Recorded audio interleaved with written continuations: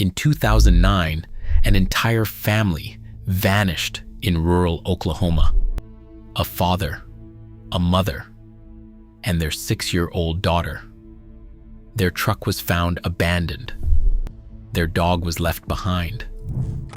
Thousands of dollars were still inside, but the family was gone.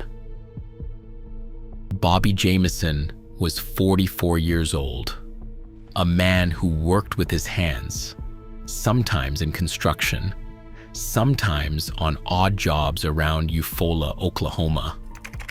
His wife, Sherilynn, was 40, a homemaker who spent her afternoons caring for their 6-year-old daughter, Madyson. The Jamisons lived in a modest house on the edge of a small town, the kind of place where neighbors wave from their porches and the days bleed together in a quiet routine. Madyson went to the local elementary school. Her laughter drifted through the halls, her drawings pinned up on the family fridge. Sherilynn was known at church for her soft voice and the way she kept to herself, but she always helped out at community events. Bobby kept mostly to his own circle, driving his white pickup to job sites, sometimes gone from sunrise to dusk. In the months before their disappearance, the Jamisons had started talking about a change. They were looking at a 40-acre plot of land north of Eufaula, near Red Oak, deep in the Sans Bois Mountains. It was remote, wild, and isolated, far from the town's main roads. The idea was to start fresh, maybe build a new home, maybe live with fewer eyes watching. There was no sign of sudden upheaval. No dramatic arguments spilled out into the street. To anyone looking in from the outside, the Jamisons were just another small family, planning for the future. Ordinary, unremarkable, and together. But sometimes, what happens behind closed doors never makes a sound until it's already too late. Official records show that Bobby Jamison's life was not as quiet as it looked from the outside. In November 2008, and again in April 2009, Bobby filed for protective orders against his own father, Bob Dean Jamison. The documents are blunt. Bobby accused his father of threatening to kill him and his family. He wrote that Bob Dean was involved with criminal groups and believed himself untouchable. These were not whispered rumors. They were claims made under oath, stamped and filed in court. The filings describe a relationship that had turned cold and hostile, with Bobby alleging that his father had tried to run him over with a car and had threatened violence more than once. Bob Dean's reputation in Eufaula was already troubled. Public reporting paints a picture of a man with a history of crime and intimidation. Yet, outside the legal filings, much of what was said about him drifts into speculation. Bobby's uncle, Jack Jamison, denied any involvement from the family's side and insisted that Bob Dean was not responsible for what happened. But the timing of the threats and the family's plan to move away from town sits uneasily together. The protective orders were eventually dismissed, but the paper trail remains. It is the kind of background that makes every later detail, the cash, the abandoned truck, the missing family, feel loaded with meaning. Long before the Jamisons disappeared into the woods, something in their world had already fractured. The sense of danger was not just imagined. It was written down, signed, and filed away, waiting to resurface when everything else fell silent. On the morning of October 8th, 2009, a single piece of evidence fixed the Jamison family in time: a home surveillance camera. The footage is silent and grainy, but it leaves no doubt Bobby, Sherilynn, and Madyson are seen leaving their house together. The timestamp on the recording matches the day they vanished. Investigators would later treat this video as the last verified moment the family existed in public view. Every detail, from the way they load their white Ford F-150 to the absence of any other figures, has been scrutinized. The camera does not capture raised voices or panic. There is no sign of a rush, no one following close behind. The Jamisons move with a slow, deliberate rhythm, as if they are following a plan only they understand.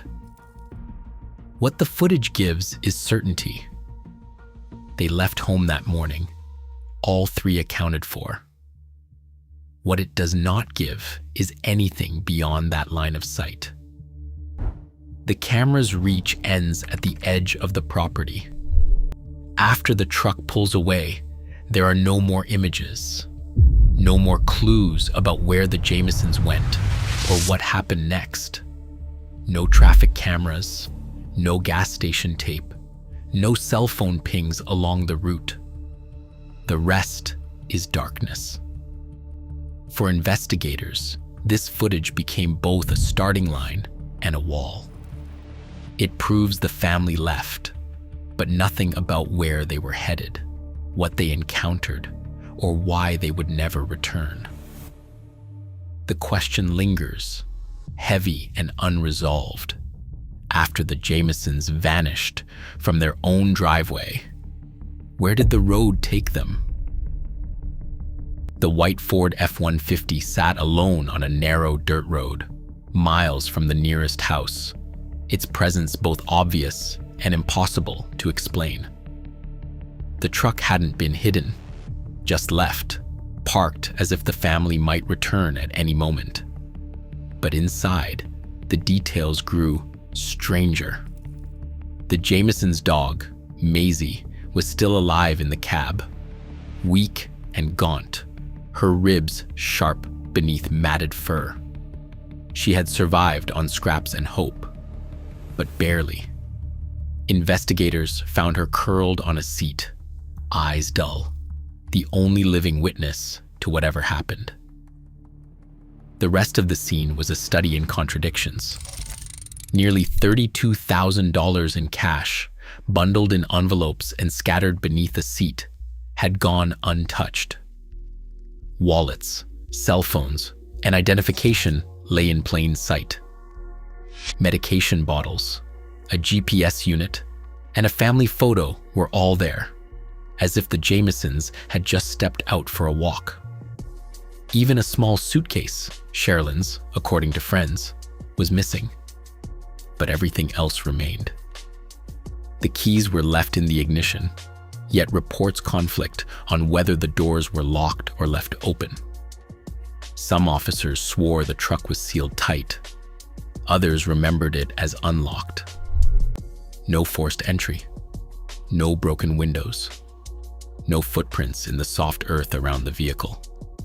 The ground offered nothing, no sign of a struggle, no trail leading away. For the search teams, the truck was less a clue than a riddle. Why abandon so much money? Why leave behind every means of communication, every piece of identification? Why take the suitcase and nothing else? The absence of violence, the presence of the dog, and the untouched cash all pushed investigators away from simple answers. The scene refused to fit any familiar pattern: robbery, accident, or flight. Instead, it became the case's most confounding landmark: a vehicle abandoned in the wilderness, holding more questions than evidence, and offering no clear path to what happened next. 8 days after the Jamisons vanished, a hunter stumbled across their white Ford F-150, half concealed by brush on a lonely dirt track in the Sans Bois Mountains. The truck's discovery triggered a search effort that quickly ran up against the limits of what anyone could know. This was not a place built for easy answers.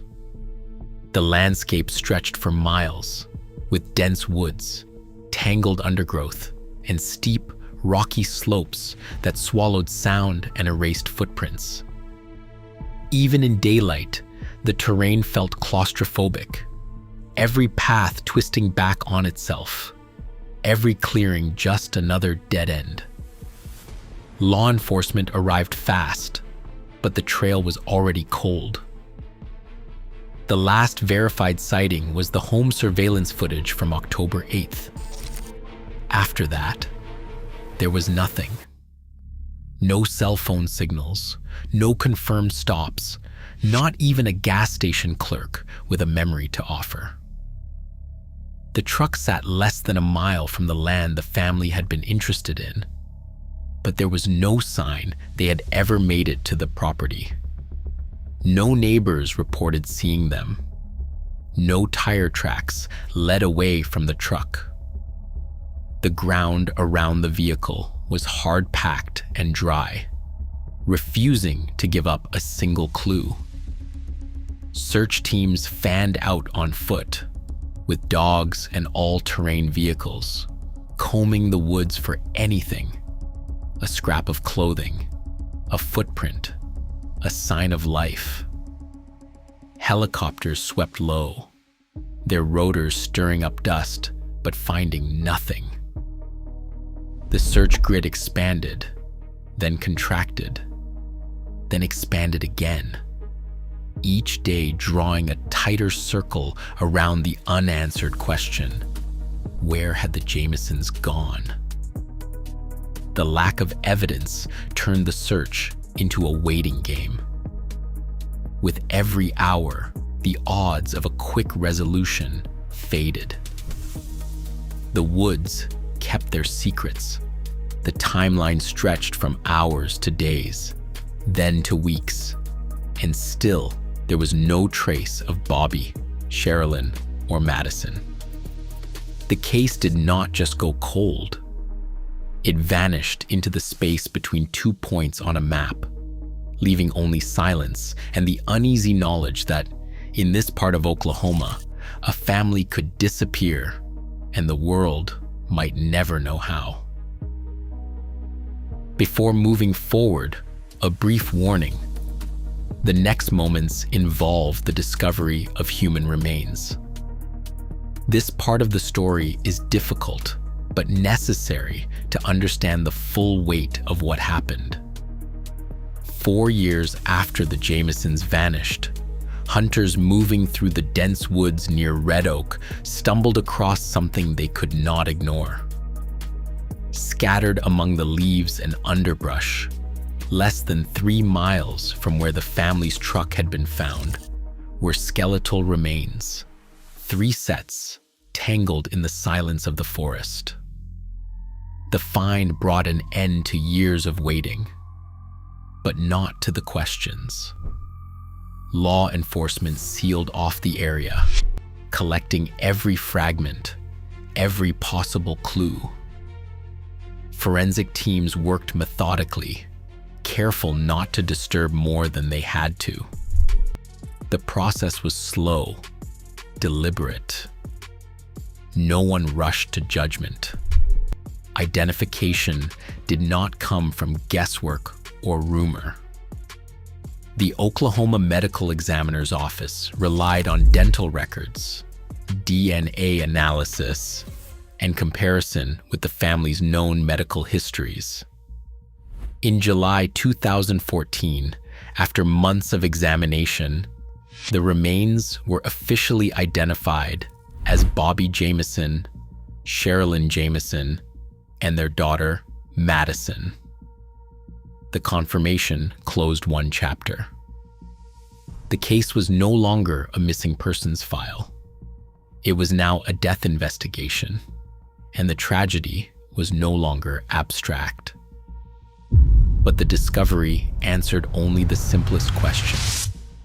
The remains offered no clear evidence of what had killed the family, or how long they had survived in the woods. No obvious trauma, no clear signs of violence, no timeline to reconstruct. The proximity to the truck suggested the Jamisons had not made it far, but it did not explain why they left the vehicle or what forced them deeper into the trees. For those who had searched, the find was a kind of ending, but not a resolution. The forest had given up its secret, but kept the reasons locked away. The Jamison family was found, but the mystery remained as dark as ever. The search for answers in the Jamison case circles three main theories, each shaped by the same stubborn gaps. The first is targeted foul play, someone acting on a grudge, possibly linked to Bobby's documented disputes with his father. Protective orders, threats, and a history of intimidation form the backbone of this idea. The cash left in the truck, the missing suitcase, and the absence of forced entry suggest a meeting that turned deadly, perhaps with someone the Jamisons knew or feared. Yet the theory falters on the ground. No physical evidence ties any suspect to the scene. The remains showed no clear defensive wounds, and the area around the truck was undisturbed. The dog's survival and the untouched belongings undermine the chaos expected from violence. A second theory points to accidental misadventure. The Sans Bois Mountains are dense and disorienting, even for those familiar with the land. Some believe the family left the truck to explore or pursue the dog or Madyson, only to become lost. Exposure or dehydration could have proved fatal, especially with a child. The missing suitcase complicates this scenario. Did they carry it, expecting a short walk, or did someone else remove it later? The location of the remains, less than 3 miles from the truck, supports the idea of a fatal mistake. There are no signs of struggle or confrontation. Still, this theory struggles with the abandoned cash, phones, and medicine. It is unclear why the Jamisons would leave essentials behind or venture into unfamiliar terrain without supplies.